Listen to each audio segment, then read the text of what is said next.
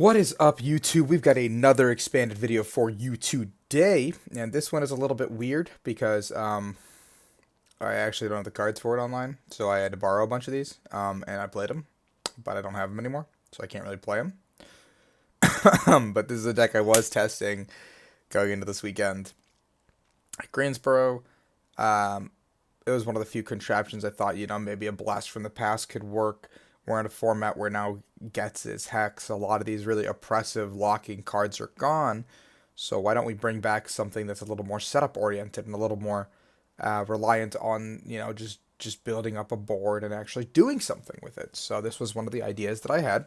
That is a old school deck, a contraption that, a lot of people have seen. They're very familiar with. And if you're newer to the game, this is something you might not know. So the deck is Flygon, Accelgor, Dusknoir, i.e. the perfect lock deck in theory.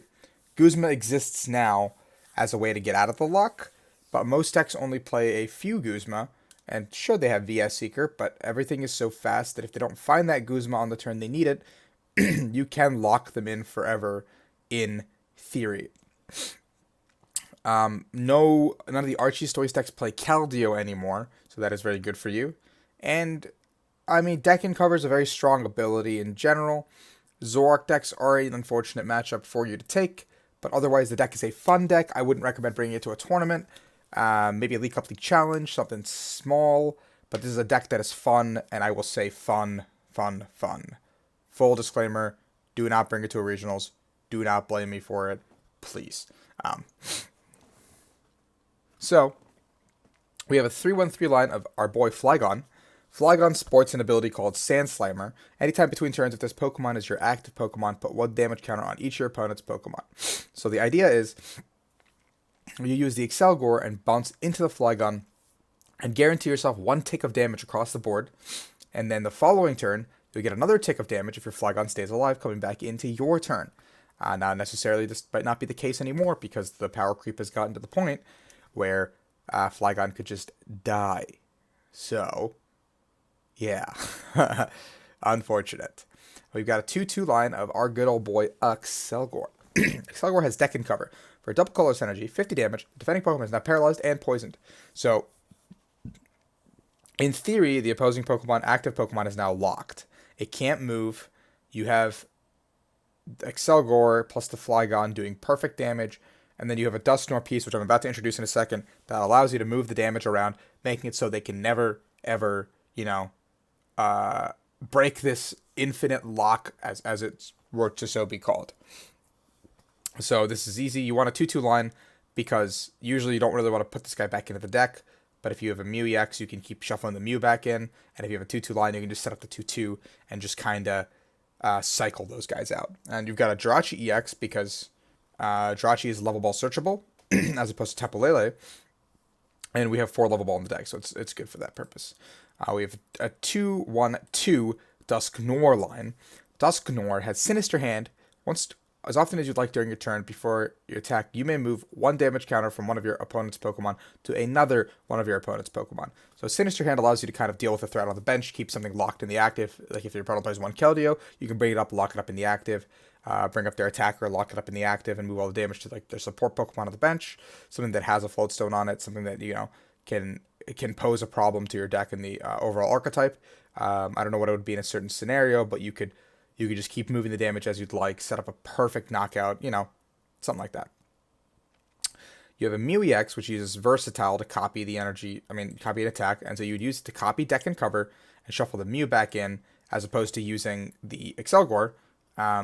Because it is a slow lock strategy. It isn't so much so like you need to burst something down immediately, and the Psychic typing is better against a lot of the fighting decks in the format. The Accelgor is better against the Zoroark decks in the format, but I think Zoroark Garbodor is one of your worst matchups because they can Garbotoxin you out of the game almost immediately. There's a Mewtwo EX to deal with anything big like a Pikachu Zekrom, a Wailord, sorry, anything that's really a big threat, a Buzzwole. There's a Blast from the Past deck. Remember, Mewtwo X is a Blast from the Past. We bring him back. We have the Keldeo Russian to kind of reset our board in case we need a place to put the Floatstone, because our Flygon, let's face it, is probably going to die more often than not. So we need this bad boy to kind of keep going in and coming back out.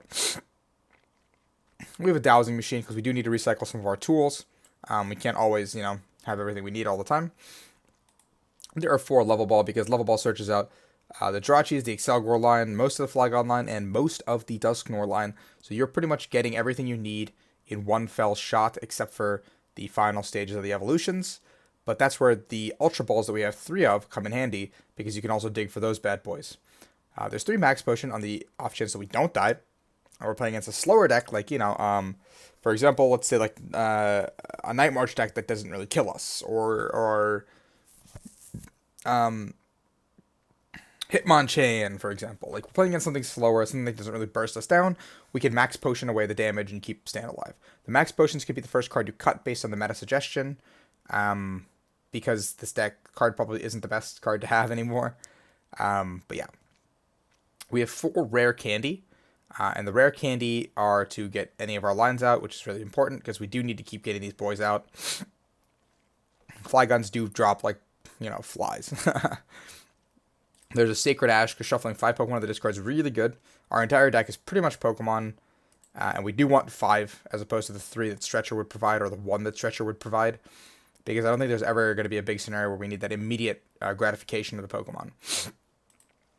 We have 1 town map, because having something prized is actually very crucial in this game, in this matchup. We have such thin lines of every piece that we might need to dig something out or get it. The town map could also become a Gladian if you choose it to be. That's up to you. We have 3 Tropical Beach. This is the card that I was primarily borrowing. Once during each player's turn, the player may draw cards until he or she has 7 at the end of his hand.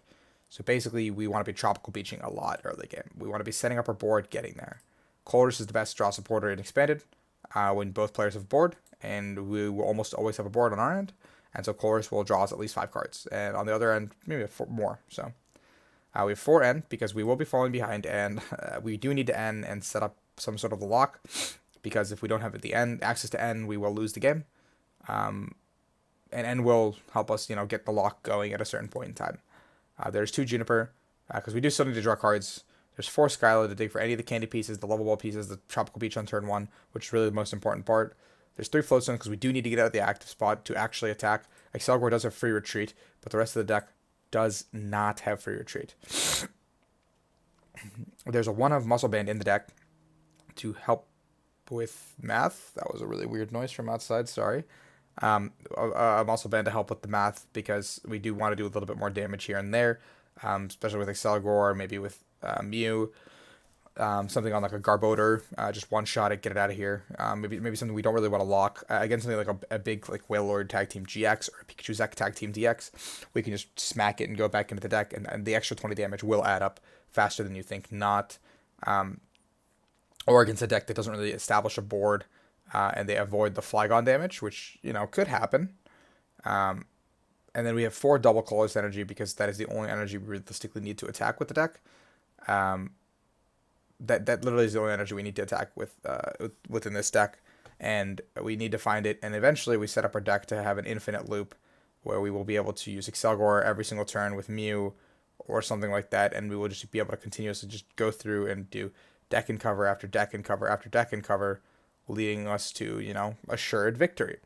Now, a 1/1 line that you could play in the deck if you can find space, maybe cut the Max Potions, put in a 1/1 line of it, is the Musharna. What the Musharna does is look at the top 2 cards of your deck, pick one, put the other one back. And so by having the Musharna line up towards the end of the game, you can establish that you'll have a guaranteed Accelgor every single turn, because you'll draw one of the pieces.